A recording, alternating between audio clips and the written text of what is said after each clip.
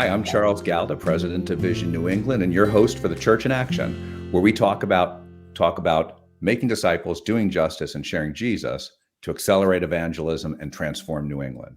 And this week, I'm talking to a friend and a leader in New England, Brittany Feldott. She's a pastoral associate at Cod Church, and she's a member of our board of directors. Prior to her current role, Brittany completed a master's in systematic theology from the University of St. Andrews School of Divinity, and before that, to show diversity really is a true thing, a BS in psychology and economics from Georgetown. My undergraduate degree was in economics, Brittany, so that's probably why we get along so well. That must be it. Thank you, Charles, for having me. Thanks for being back with us. You know, in the Great Commission, Jesus tells us to make disciples. And I was listening to a friend from Connecticut the other day, and he said, I wonder if Jesus's first question will be, how are you doing with my last request? And this has been a really big topic in our podcast and radio program and other work that we do. We've been talking to leaders about the criticality of making disciples, growing someone from a believer to someone who's biblically literate, evidences the fruit of the Spirit, is becoming more like Jesus, meaning they disadvantage themselves to do justice, loving and serving others, fixing what's broken in the world. Brittany, if we're using that as kind of the hallmarks of a disciple or a definition of a disciple, are you good with that, or would you add to it or tweak some things? Yeah, no, I know you guys have been talking about this for several weeks, so I'm a little bit hesitant to add to perfection because it feels like when your teacher gives you that multiple choice question, it's like, is this correct? And it is correct, but there's one thing missing. It feels a little bit like a trick question, but no, I think that's awesome. And if a disciple is a follower of Jesus, I think all the things that you mentioned are those hallmarks that are the result of us following and spending time with him. So it's good. Yeah. I could probably tee up the question because we asked Gordon MacDonald the same thing, right? So we could say, well, hey, so Gordon MacDonald said this was okay. Do you have a problem with it? Immediately walking into a trap. No, I have no problem with that. That sounds good. That's where I'd be. Thank you, Pastor Gordon. So now you guys have really been leaning into this at Cod Church, and I know you've had point on it, experimenting with new things specifically about the next generation and how all of this fits in that space. Can you tell us about that? I think you call it the story. And so what is the story? How does it connect to all of this?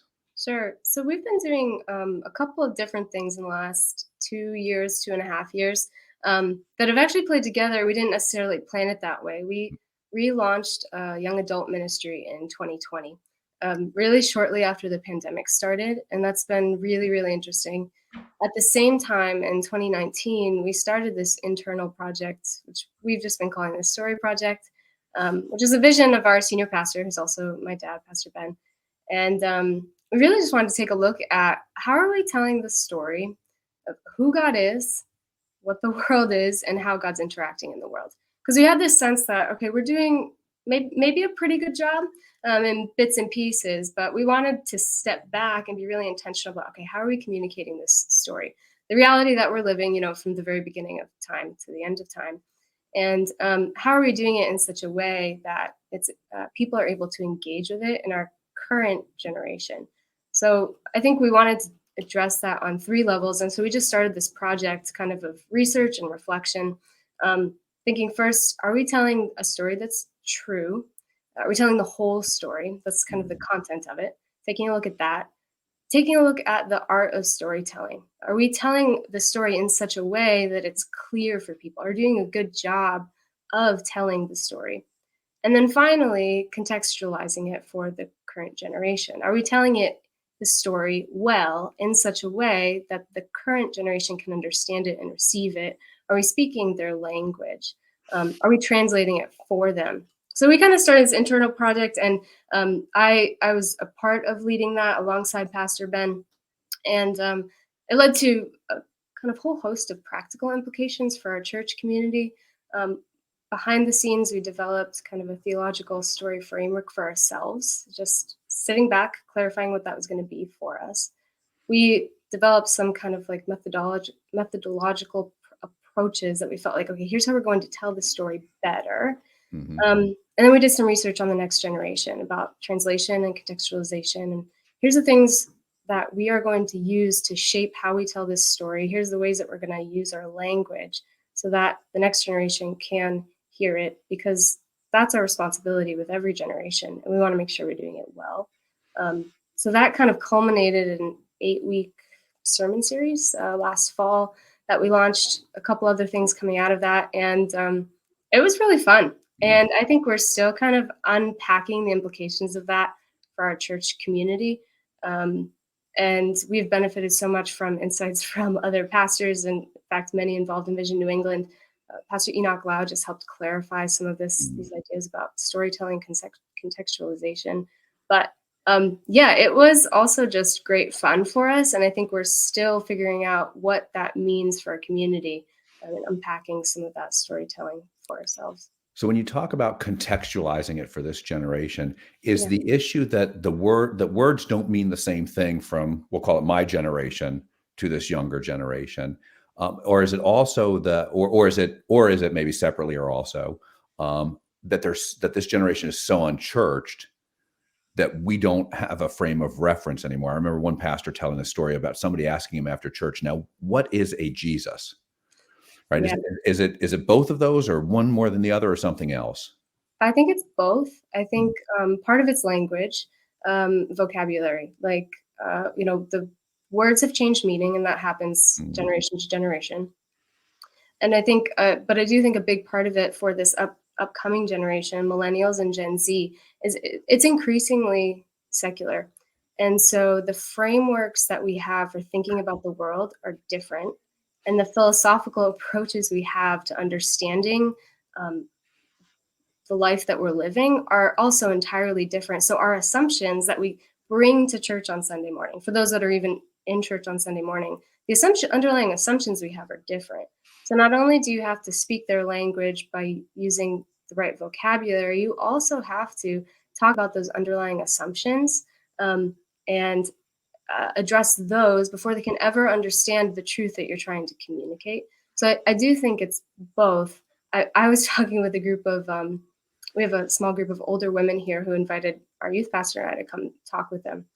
And they were like, we just want you to come talk to us because we have grandchildren, nieces, nephews. We don't know how to talk to them about Jesus. And most of them aren't followers. And we want to be able to engage with them. And we just don't know where to start because mm. the differences are so vast. Like our political opinions are so different. I mean, the way that we view the world is so different. I don't even know how to start a conversation. And it never seems to work when I just try from my perspective or my point of view. So Yeah. come tell us how to do that. And it was a really, really interesting conversation.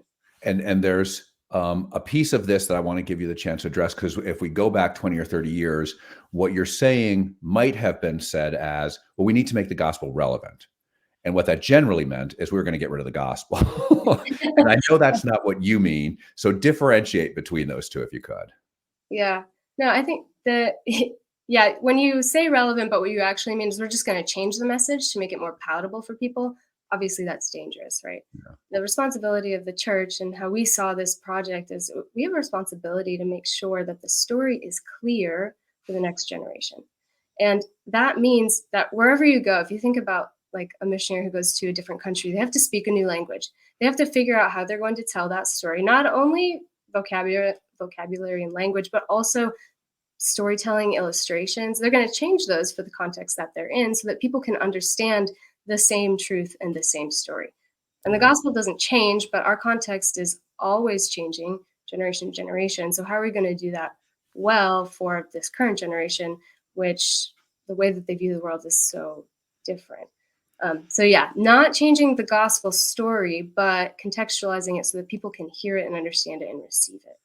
And it seems, I think I sent you, I don't know if you got a chance to listen to it, a podcast from the National Association of Evangelicals talking about generations. And what that highlighted for me is there's different starting questions for different generations. And so for one generation, you got to start with true, because that's what I care about. And if you get Yeah, me on true, I'm okay. yeah, With the next generation, that's not their starting point. They don't want it to be not true, but that's not where they start. And if you start there, they don't hear you. right. Is that a little bit about what plays into this contextualization too? I think that's definitely part of it. The values are just different for different generations. And you can actually look at some of the data that's been done on tracking, like what are the most important values for each generation? And they change. One challenge that you have with millennials, but more so Gen Z, is that most of them don't believe in absolute truth. They Right. believe in relative truth. So if your starting point is here's this truth, so now you should do it, Well, that's not very convincing to them because their underlying assumption is that, well, that's fine because that's true for you, but it's not true for me. So what hold does that have on my life? Hmm. So the starting point has to be different. And one of the things that we did with the Story Project series was try and present the gospel in such a way that it had a starting point that younger generations were looking for already. Because I think the encouraging thing is that despite all of these differences, the human needs, the things that we hunger for are actually still the same. And what we found is although we designed this series to be attractive to younger people, it was resonating just as much with our older generations because the things that we hunger for are actually the same. Our experiences shape us. The way that we try and solve problems are different. Our values are different, but everybody wants purpose and fulfillment. Everybody wants community and not to be alone. All of these things, forgiveness and freedom, goodness and justice, the way that we communicate those things are different, but the underlying hunger is the same. And so if you can start from those things and translate it in such a way that they begin to think, oh, that thing that I'm looking for finds its resolution in Jesus. Oh, now that starts to be really attractive. It's not just do this because it's true. It's like, here's the thing that you were looking for, and here's how Jesus offers that and fulfills that in your life. And then eventually they find out it's true, Right. Yeah. right? There's this great quote from Blaise Pascal, who's a mathematician we probably learned about in elementary school, but also a Catholic theologian. And he says, men hate religion and they despise it. They're afraid that it's true. So start by showing them that it's rational and then show them that it's attractive. Make good men wish that the gospel was true and then show them that it is. So Mm. much of what we were trying to do is specifically targeting those younger generations. Here's the things that you wish were true, that you're looking for. Now, let us show you how this story is true and how all the things that you're hoping for find their end in Jesus. And so how does that look different in a practical way from where Cape Cod Church may have been approaching this, call it 5 years ago? Yeah, I don't know if anything is practically different, if we're doing anything different than what we had been doing before, but I would say that we're being more intentional. Okay. Cape Cod Church was founded almost 30 years ago by Pastor Ben and Tammy.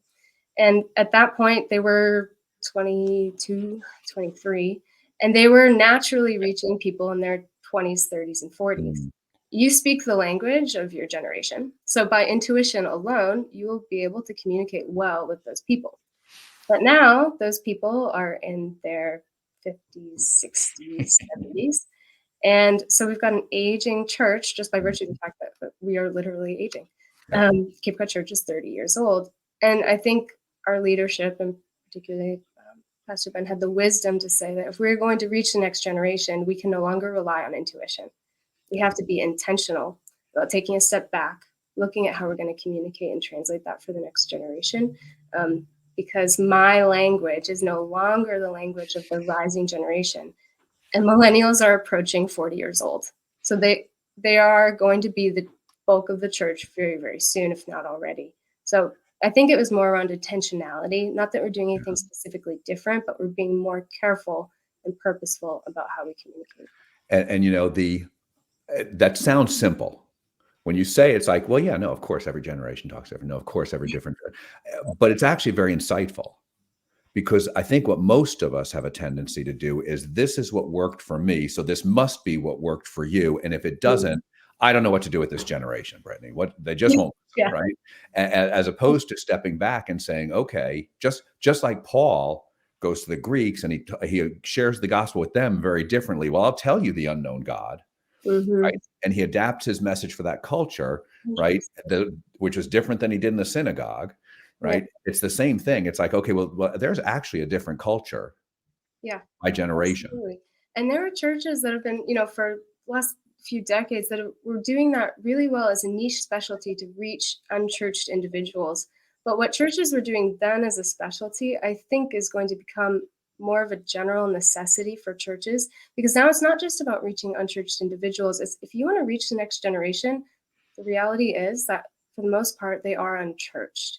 And while a couple generations ago, I was talking with the women in my small group about this, who are mostly older and retired, Even if they didn't grow up in church, they shared Christian frameworks for Mhm. ethics, viewing the world. They had some level of biblical literacy, and that was just true of culture. That's no longer true of culture. So the people that you have coming in, even if they're following Jesus, don't share that. So it's going to become a necessity for churches to be able to speak to them and to be able to invite them into that life of discipleship in a really intentional way. And I want to say, for anyone who feels like that's a daunting task or frustrating, I'm right there with you because I already feel the tensions and differences Mhm. between myself and Gen Z. I'm 27 years old, and there are my younger brother, who's a decade younger than me, has entirely different ways of viewing the world and talking. When I talk with our teenagers, I'm flabbergasted. And sometimes I'm frustrated. So I can commiserate with the frustration of, oh, I don't, throw your hands up in the air. What's up with this next generation? I already feel that. And that's probably always going to be true. Yeah, I still listen to Glenn Miller, so there's no way I'm gonna be helpful in this conversation. Do you know who Glenn Miller is? Charles, I'm sorry to say that I don't. So you need to learn who he is. If you want your theology to be fully fleshed out, you need to know Glenn Miller. He's a big band leader in the 40s Gotcha. Okay. Yeah. and Generational differences. right. And so I always teach my Sunday school class through my theology through the lens of country music, hymns, and old movies. Right. So I'm no use at all for this. It And, sounds theologically sound. and so when you talk about being intentional, give us some examples about intentional about what or how, or is it words or is it positioning or messaging or something else? There's probably a variety of things we could talk about. One of the things that we did in the story project was we did research on understanding the next generation because even though I'm a millennial, I'm part of that generation. There are still trends and patterns that um, I just need to be aware of. So we took a look at what are some of the trouble spots for this generation? What are the things that they are seeking? What are their values? We just did some research, read some really good studies out there. One of the ones that was impactful for me was the Barna Connected Generation study, Mm, and just started getting a pulse on that generation. What are the things that they're looking for? And then um, as we kind of went through the story project, we specifically designed it so that we were touching on all of those things and showing them how the gospel had an answer to them. So, one of the top values of the next generation is compassion, which is a beautiful thing, by the way. We often think about negative things like issues that we have, but there's also really beautiful values that they hold strongly to. And it gives us an awesome inroad to say, you really value compassion? Well, God is compassion. Here's the history of the church that is meant to be compassionate towards people. And here's why you have that desire in you because mm. you were designed that way by a God who is compassionate. Um, so that was, I don't know if that kind of answers your question, but that's kind of how we started to approach it on what are the things they care about? What are the things that they're hungering for? And then how can we then present the gospel in such a way that it answers that desire, that need, or that issue? Yeah. And so you're reminding me about some things. I think Tammy McLeod at Crew in Boston talks about this, that this generation cares about justice, Mm, but it's an insufficient justice mm, because it's not a biblical justice in some cases, right? And it's like, okay, so start out with without God and without Jesus, we wouldn't have any concept of justice even. And mhm. now let me show you a bigger justice than we're talking about in the public square today. So it's Yeah. so is that am I getting it? It's latching on to those things that they seem to care about and then redirecting maybe isn't a fair word, but in a sense. Redirecting and giving them context for here's why you hunger after that because Mm, there is a God who designed you that way. And yeah, giving a fuller picture of that. And ultimately, for those who haven't yet met Jesus, our hope is that that helps them encounter Jesus mm, and see God in a way that maybe, their preconceptions of who God was are changed, altered, and he starts to become incredibly attractive and interesting. Like, oh, maybe I will explore that thing.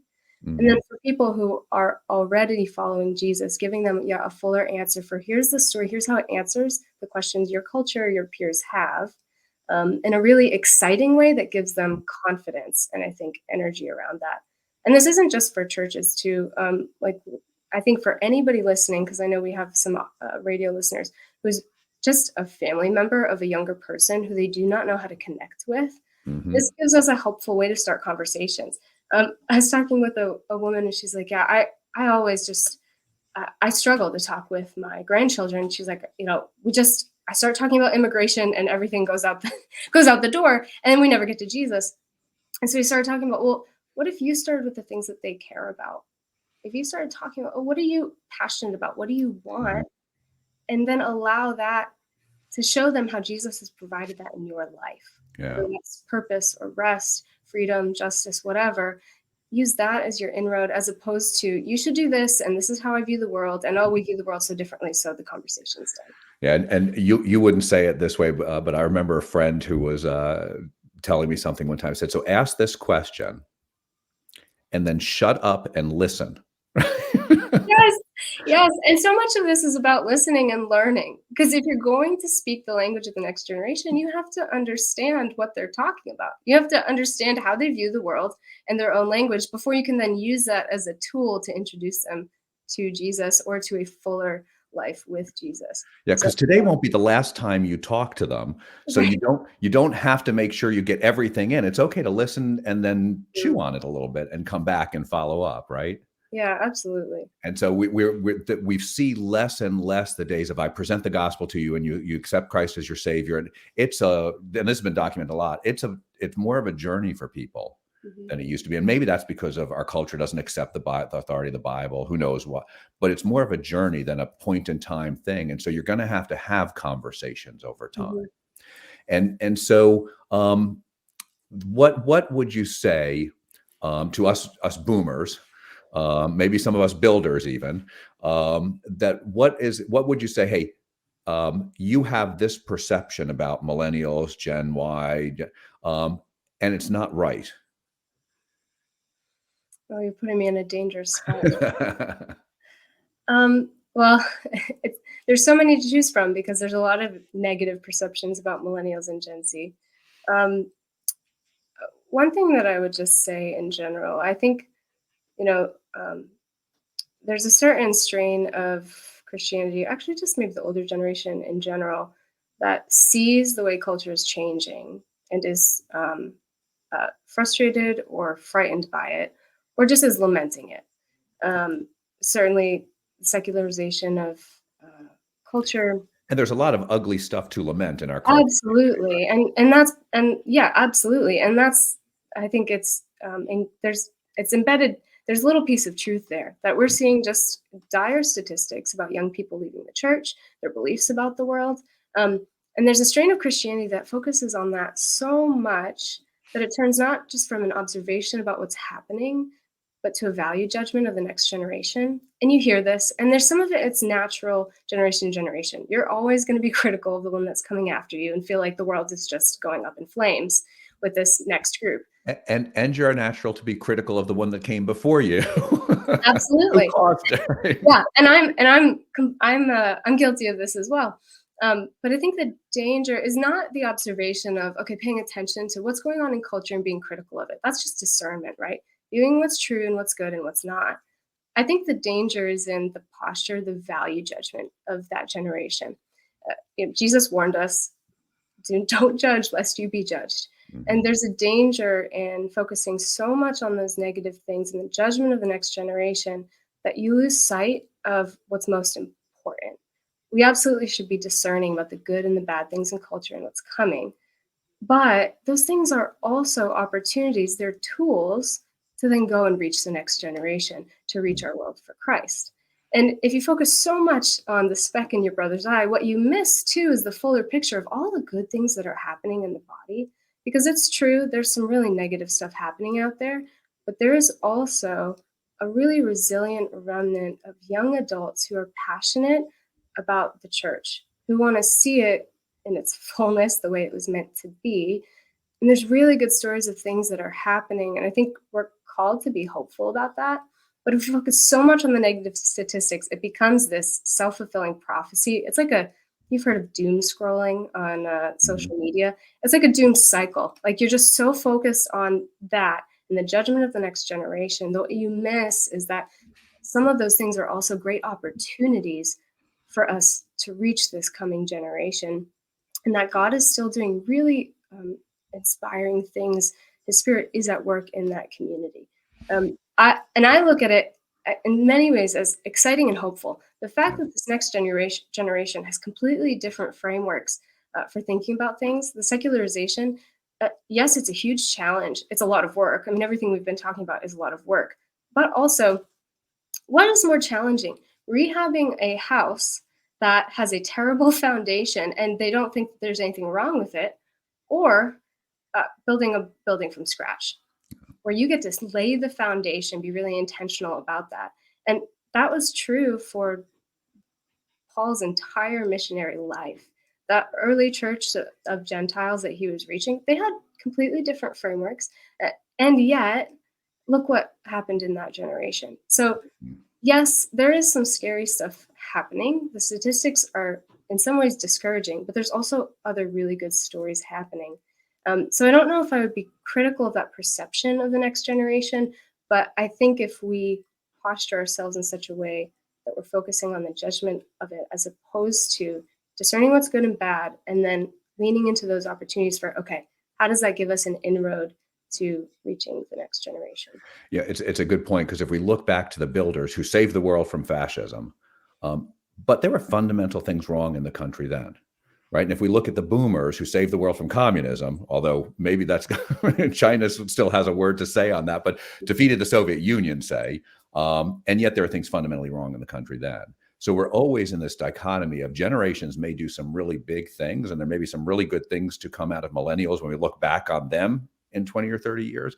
But there will be things that were fundamentally wrong there too. And we're seeing the wrong maybe more than we're seeing what they're going to do that's right, just like in our own generations. Yeah, and every generation is going to have that, right? You're going to have things that were wrong. Every generation has its own sins. You also have your own opportunities. Yeah. And the Spirit is still at work. And for me, I think that's very exciting. And in some ways, it can be a lot of fun. Taking an intentional look at like the basic assumptions that we approach the Christian life with is an incredibly deep and reflective practice. And I know some people look and be like, okay, so we're just going to spoon feed a generation of baby Christians.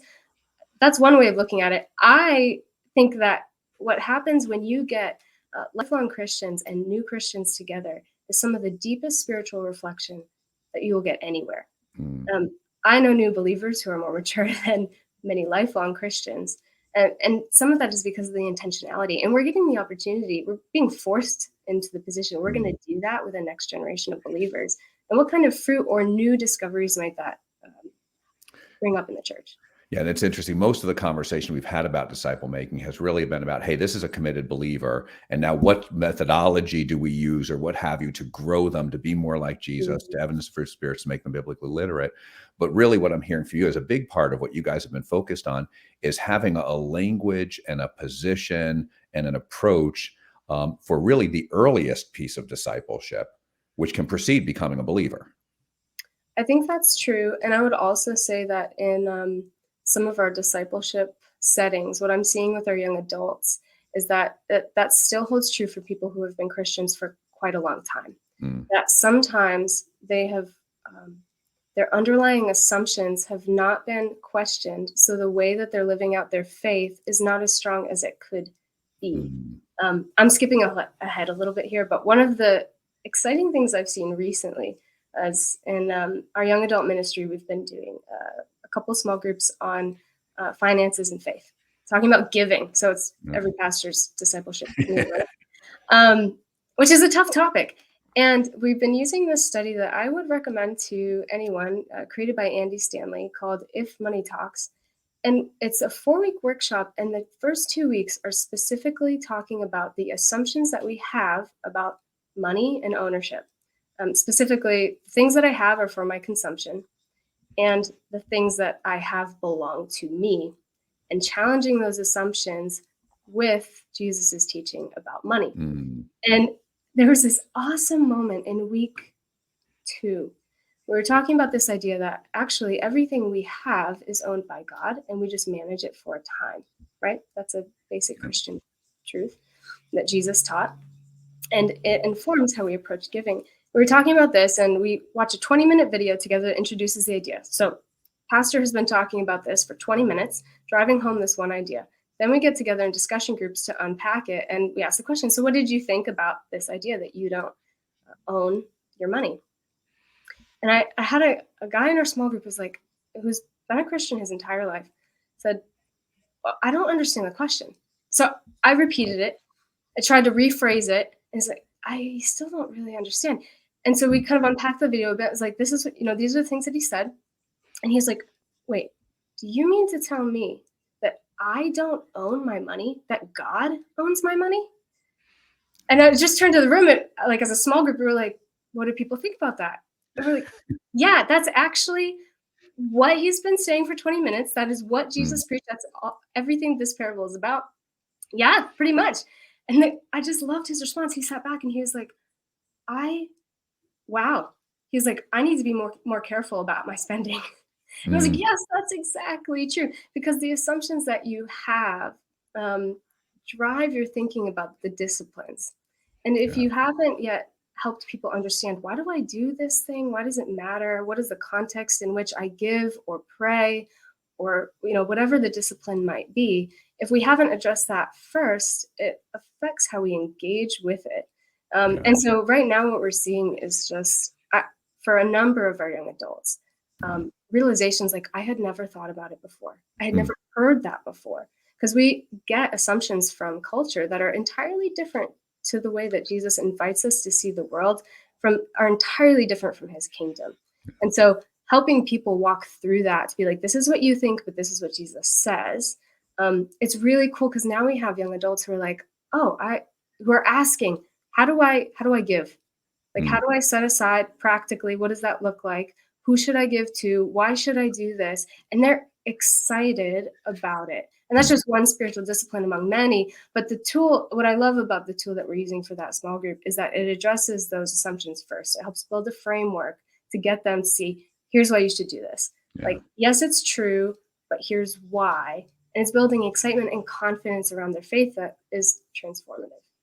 It's a great point, a great one to close on too. One of the things we've seen God exposing in the last 2 years is people in our congregations don't believe what we think they believe. That doesn't mean everybody doesn't, but we're finding those things where we just thought everybody knew this, Yeah. and we're finding it's not the case. And so that's great. Brittany, thanks so much for your work on the Story Project, for your service across New England and with Vision New England in particular, and for being with us again. I really appreciate it.